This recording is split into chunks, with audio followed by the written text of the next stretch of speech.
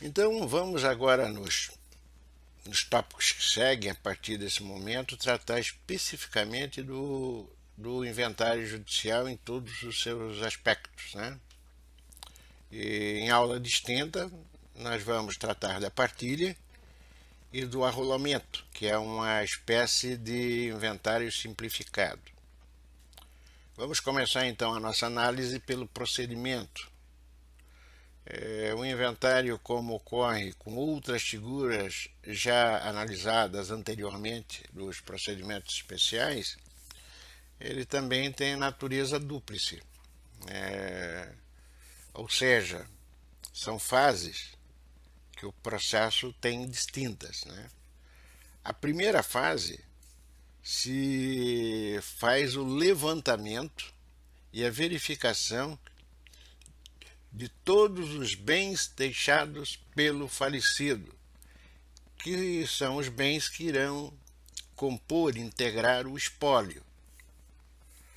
Já na segunda fase é feita justamente a partilha desses bens, ou seja, a distribuição do domínio entre os sucessores do autor da herança.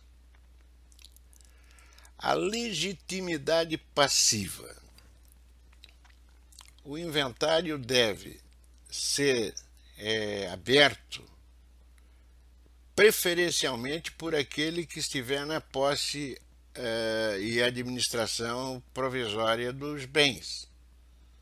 É o que reza lá o 615 do CPC. Mas também o 616, os incisos 1 a 9, também do nosso ordenamento processual, diz que tem legitimidade concorrentes a pessoas, aquelas pessoas ali relacionadas, ali nominadas, sem qualquer ordem de preferência. O que se quer, a princípio, é a abertura do inventário, ou que seja, a declaração de que eles existem e que a pessoa morreu e que existem herdeiros ou sucessores que farão jus a receberem parcelas desse patrimônio deixado. Um dado importante também, e é uma palavrinha que vai acompanhar, já falei em outras aulas para vocês, né? É a competência, né? Qual o juízo competente para a abertura do inventário? A princípio, no foro de domicílio do autor da herança. Essa regrinha está lá no artigo 48, caput do CPC. Vocês já estudaram no Direito Processual Civil 1. E se o mesmo não tinha domicílio certo, o foro competente passa a ser o da situação dos bens imóveis. Parágrafo único, inciso 1 do já mencionado artigo 48, também do CPC. Os demais incisos do mesmo Estatuto Processual e do mesmo artigo já mencionado,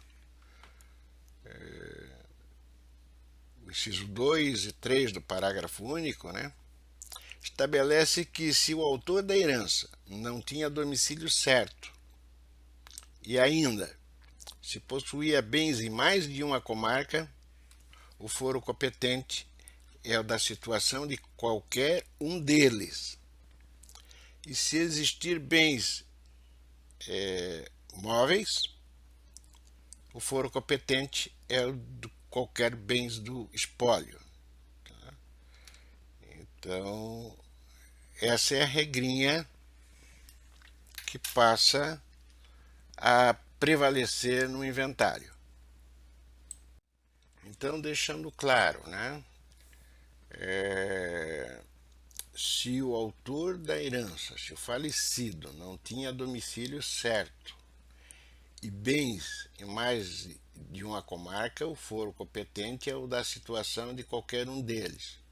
E se não existir bens imóveis, o foro competente é o de qualquer dos bens do espólio.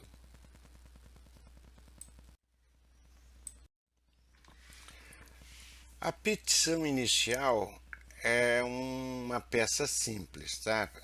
Em especial a petição que dá impulso à abertura do inventário. Então, a peça inicial requerendo a abertura, com a consequente nomeação do inventariante, muito simples, pois é óbvio que sempre não podemos esquecer lá do artigo 319, tem que seguir, mas só que aqui é de uma forma mais resumida, mais simples, mais objetiva. Porque a primeira peça ela deve simplesmente conter a qualificação completa do requerente e a sua posição na gradação prevista lá no artigo 616, incisos. Ou seja, nessa petição, ele não vai apenas requerer a sua nomeação como inventariante, mas vai dar a notícia do óbito e vai indicar o local que o mesmo ocorreu. Como documentos indispensáveis, né,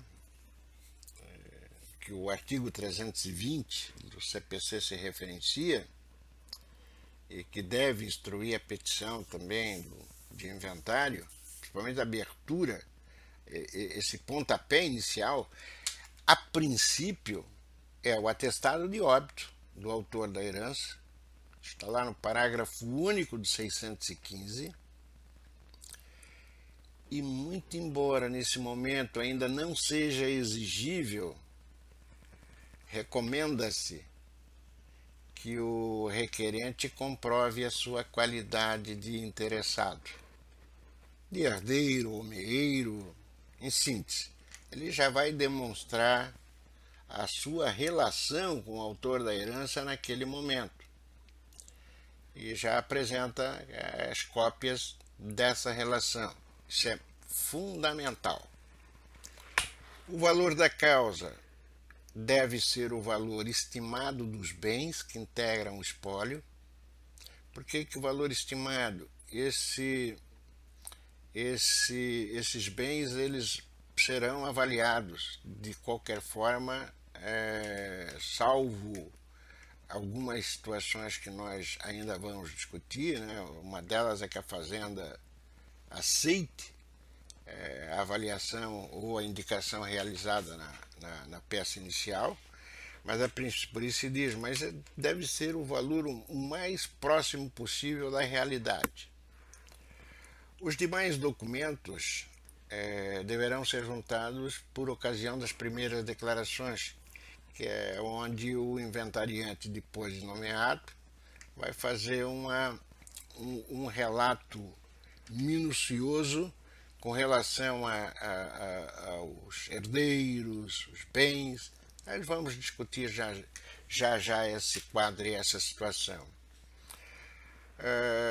Atendidas as exigências legais, né, e verificada a regularidade da petição inicial, o juiz nomeará o requerente inventariante, a quem caberá, a partir da nomeação,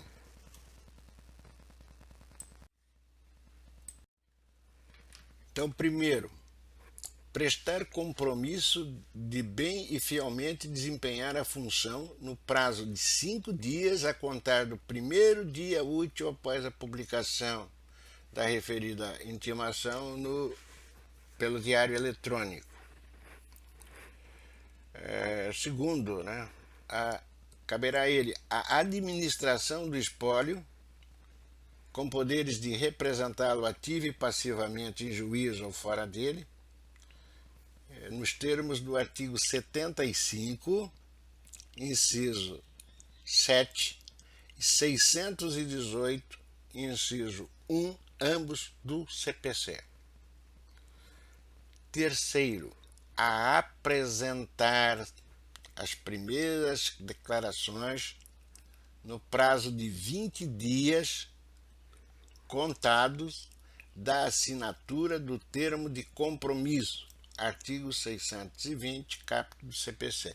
Então vejam, tem prazos ali aqui que são importantes, que eu chamo a atenção de vocês. Nomeação de inventariante. Nomeado, publicado no Diário Oficial, 5 dias a contar do primeiro dia útil após a publicação no Diário Eletrônico.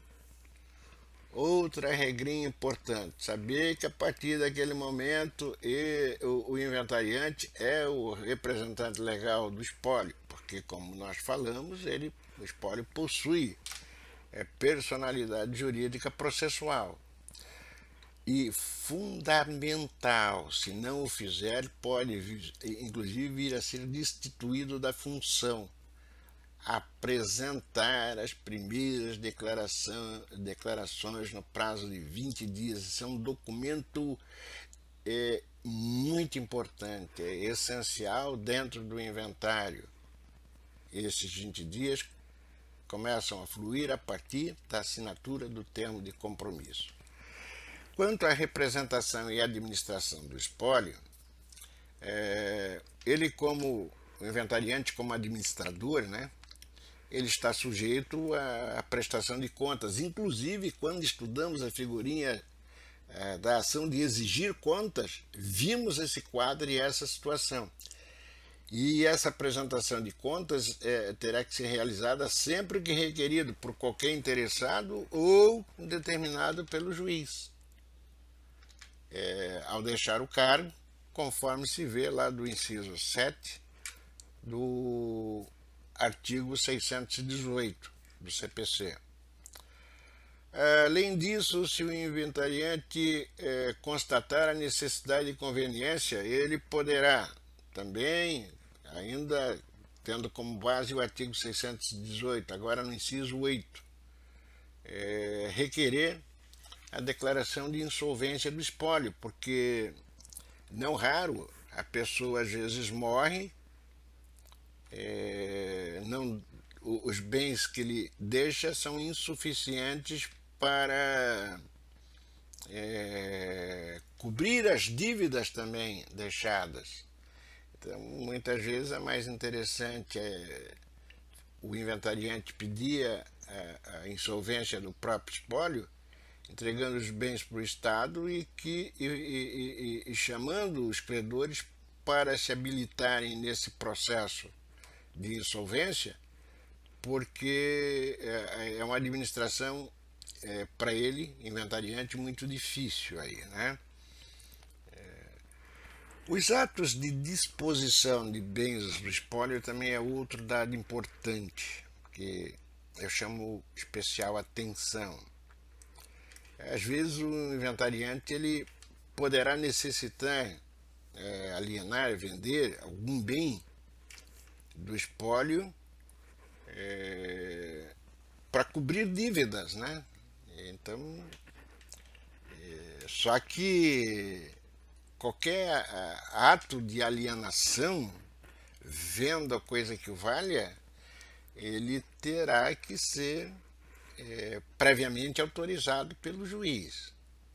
E tem muita gente que realiza esse ato primeiro e pede autorização depois, e se tiver incapaz, é realmente um problema muito sério. Então, chamo a atenção de vocês para a leitura atenta da gradação prevista lá no artigo 619, incisos 1 a 4. Leitura realmente necessária para você acadêmico. E lembrando, os atos podem ser praticados, desde que previamente autorizados pelo magistrado, conforme se depende da parte final do artigo 619, caput do nosso ordenamento processual em análise.